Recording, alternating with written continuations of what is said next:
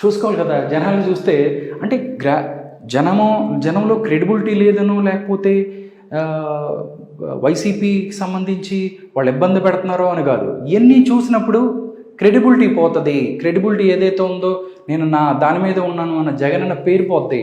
దీనివల్ల అలాంటి ఇబ్బందులు వచ్చే అవకాశం ఉంది. చూసి ఇప్పుడు జనాలందరూ ఏమనుకుంటున్నారు, వీళ్ళు మొత్తం ఫేక్ ఇట్లా మొత్తం అన్నీ చేస్తున్నారు, డైరెక్ట్గా రేపు డబ్బులు కూడా పంచుతున్నారు. మనం కొన్ని చోట్ల చూస్తే సోషల్ మీడియాలో వాళ్ళు చాలా డబ్బులు పంచుతున్నారు.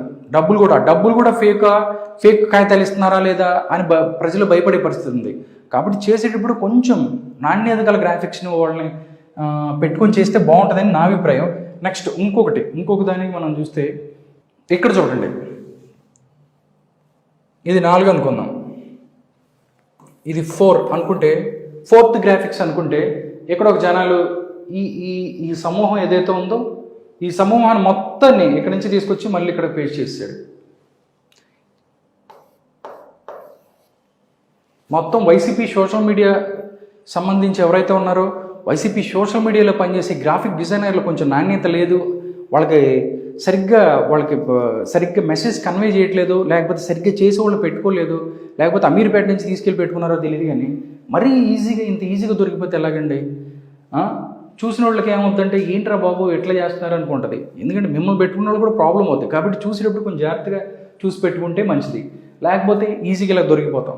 నెక్స్ట్ ఇంకోటి కూడా ఉంది, అది కూడా చూపిస్తా. మరొక అద్భుతమైన గ్రాఫిక్స్ మనం ఇక్కడ చూడొచ్చు. అవతార సినిమాలో కూడా ఇంత మంచి గ్రాఫిక్స్ ఉండవు, అలాంటి గ్రాఫిక్స్ చేశారు మన కుర్రోళ్ళు. నెక్స్ట్ ఒకే ఫోటోని ఒక పెద్ద ఏదన్నా టాప్ యాంగిల్ నుంచి, ఏరియల్ నుంచి ఒక పెద్ద ఏదన్నా ఉంటే ఎక్కడో తీసుకెళ్ళి ఒక మూలం అక్కడో జనాలు వేసి ఫిల్ చేస్తే పర్లేదు, బాగానే ఉంటుంది. బట్ ఇక్కడ చూసినట్టయితే ఒకే పేజీలో ఒక 4-5 వేసేసి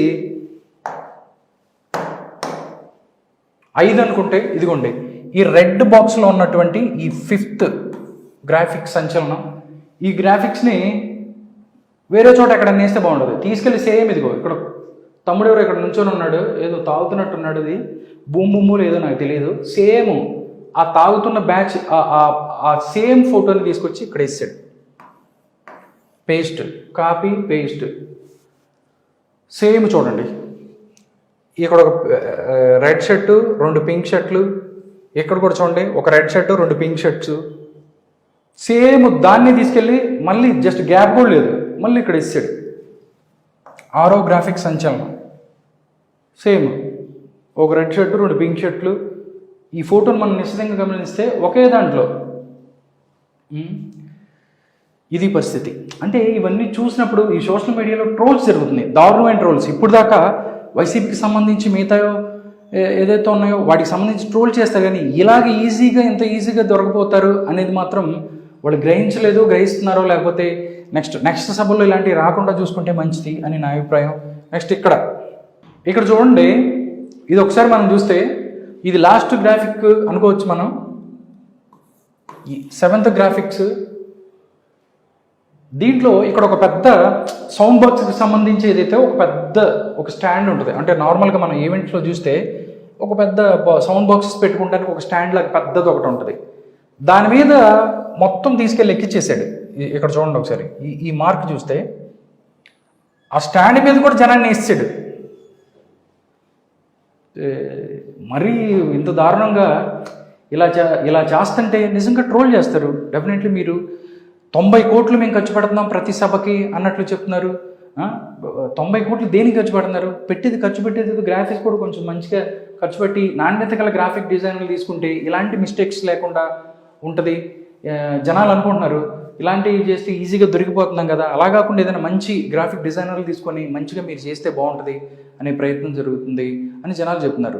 నిజంగా చంద్రబాబు నాయుడు లేకపోతే పవన్ కళ్యాణ్, టీడీపీయో లేకపోతే జనసేన పార్టీ చేస్తే కనీసం వీళ్ళు వదిలిపెట్టేవాళ్ళు కాదు. వాళ్ళు లేకపోయినా ట్రోల్ చేయడం స్టార్ట్ చేస్తున్నారు. బట్ మీరు చేసేటప్పుడు ప్రజలను మభ్యపెట్టడం, లేకపోతే 15 లక్షల మంది వచ్చారు, లేకపోతే ఎక్కువ మంది వచ్చారు, ప్రజలు మాతోనే ఉన్నారు అనే ప్రయత్నంలో ఇవన్నీ తప్పులు చేయటం వల్ల ఈజీగా దొరికిపోతున్నారు. సిద్ధం సభ వేదికగా జగన్లోని భయం, బలహీనతలు బయటపడ్డాయా అని చెప్పి ప్రజలు ఆలోచిస్తున్న పరిస్థితి. నిజంగా జగన్మోహన్ రెడ్డి నిన్న మేనిఫెస్టో రిలీజ్ చేస్తున్నారు అద్దంకి సభలో.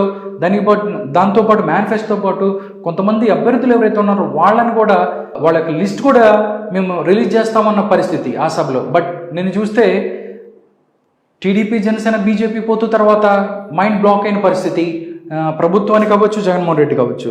దాంతోపాటు సభా ప్రాంగణం అంతా గ్రీన్ మ్యాట్ గ్రాఫిక్ షో మాయాజాలం బయటపడిందా అని చెప్పి ప్రజలు దీని గురించి మాట్లాడుకుంటున్నారు.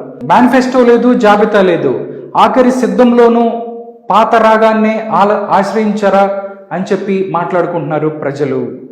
దాంతోపాటు జగన్ ప్రసంగం ఆద్యంతం ఎవరో వెంటాడుతున్నట్టు కనిపిస్తుంది, వెంటాడుతున్నట్లు మాట్లాడుతున్నారు, ఆయన ముఖంలో భయం ఈజీగా కనిపిస్తుంది అన్నట్టు చెప్తున్నారు.